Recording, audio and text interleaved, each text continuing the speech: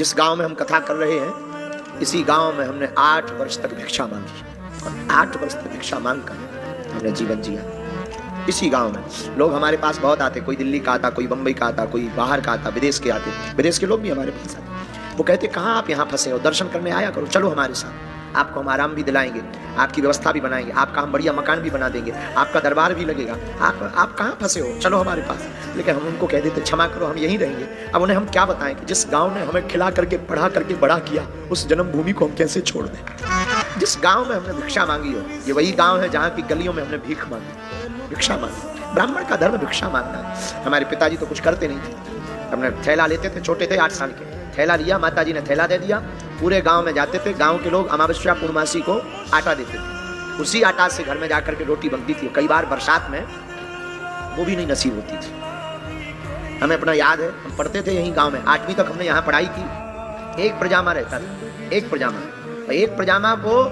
हम जो है 3-4 दिन में, जब वो ज्यादा उसमें दाग लग जाएं, ज्यादा धब्बे पड़ जाएं, अब तो हनुमान जी लीला कर देते हैं, कपड़ा पहनने को मिल रहा है, उसी पजामा को रात को धोल करके सूखने डाल देते और सुबह उसी को पहन करके स्कूल जाते। आज भी हम वो रखे हैं, आज भी हम रखे, हम भूले नहीं है, आज भी हम रखे। भगवान करे जब तक प्राण रहे तब तक हम भूलें भी ना।